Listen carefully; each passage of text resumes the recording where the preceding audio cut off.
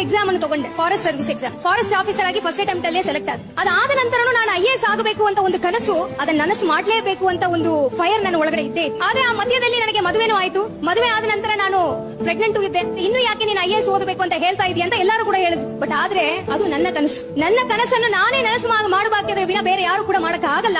ನಾನು ಕಂಡ ಕನಸನ್ನು ನಾವು ನನಸು ಮಾಡೇ ಮಾಡ್ತೀನಿ. ಸಮಸ್ಯೆ ಏನಿತ್ತು, ಅವಾಗ ನಮಗೆ ಹೆರಿಗೆ ಟೈಮ್ ಪಕ್ಕದಲ್ಲಿ ಪ್ರಿಲಿಮಿನರಿ ಎಕ್ಸಾಮ್ ಇದ್ದಾಗ ನಮಗೆ ಹೆರಿಗೆಗೆ ಒಂದು ವಾರ ಅಷ್ಟೇ ನಮಗೆ ವ್ಯತ್ಯಾಸ ಇತ್ತು. ಅವಾಗ ನಮ್ಮ ಫ್ಯಾಮಿಲಿ ಡಾಕ್ಟರ್ ಹತ್ರ ಕೇಳಿದ್ವಿ, ನಾವು ಹೋಗಿ ಎಕ್ಸಾಮ್ ಬರೀಬೇಕು, ಟ್ರಾವೆಲ್ ಮಾಡಬಹುದು ಅಂತ ಕೇಳಿದ್ವಿ. ಬಟ್ ಆದ್ರೆ ಡಾಕ್ಟರ್ ಹೇಳಿದ್ರು, ನೀವು 35 ವೀಕ್ಸ್ ಕಂಪ್ಲೀಟ್ ಆಗಿದೆ, ಯಾವಾಗ ಬೇಕಾದ್ರೂ ನಿಮಗೆ ಡೆಲಿವರಿ ಆಗಬಹುದು, ನಾನು ರೆಕಮೆಂಡ್ ಮಾಡೋದಿಲ್ಲ, ನಿಮ್ಮ ಓನ್ ರಿಸ್ಕ್ ಅಲ್ಲಿ ನೀವು ಹೋಗಬಹುದು ಅಂತ ಹೇಳಿದ್ರು. ಆಯ್ತು, ನಾವು ಹೋಗಿ ಎಕ್ಸಾಮ್ ಬರೆದುಕೊಂಡು ಬರೋಣ ಅಂತ ಹೋಗಿ ಬರೆದುಕೊಂಡು ಬಂದೆ. ಅದಾದ ನಂತರ ನನಗೆ ಮಗುನು ಹುಟ್ಟಿತು ಒಂದು ವಾರದಲ್ಲಿ. ಮೇನ್ಸ್ ಎಕ್ಸಾಮ್ ಇದ್ದಾಗ 4 ತಿಂಗಳ ಮಗುನ ಇಟ್ಕೊಂಡು ಎಲ್ಲರೂ ಹೇಳಿದ್ರು, ಇದೆಲ್ಲ ಸಾಧ್ಯನೇ ಇಲ್ಲ, ಪ್ರಿಲಿಮ್ಸ್ ಹೆಂಗೋ ಕ್ಲಿಯರ್ ಮಾಡಿದ್ರಿ, ಮೇನ್ಸ್ ಎಕ್ಸಾಮ್ ಅವರು ಎಲ್ಲರೂ ಕೂಡ ಎಷ್ಟೋ ರಾತ್ರಿಗಳು ಕಷ್ಟಪಟ್ಟು ಓದ್ತಾ ಇದ್ದಾರೆ, ನೀವು ಒಂದು ಮಗುವನ್ನು ಇಟ್ಕೊಂಡು ಮಗುವನ್ನು ನೋಡ್ಕೊಂಡು ರಾತ್ರಿ ನಿಮಗೆ ಮಲಗಕ್ಕಾಗಲ್ಲ, ಅದಕ್ಕೆ ಟೈಮ್ ಸಾಲಲ್ಲ, ನೀವು ಎಲ್ಲಿಂದ ಓದ್ತೀರಾ ಅಂತ ಎಲ್ಲರೂ ಕೂಡ ಪ್ರಶ್ನೆ ಮಾಡಿದ್ರು. ಬಟ್ ಆದ್ರೆ ಮೇನ್ಸ್ ಎಕ್ಸಾಮ್ ಕೂಡ ಕ್ಲಿಯರ್ ಆದೆ. 7 ತಿಂಗಳ ಮಗುವನ್ನು ಇಟ್ಕೊಂಡು ಇಂಟರ್ವ್ಯೂ ಕೂಡ ಹೋದೆ.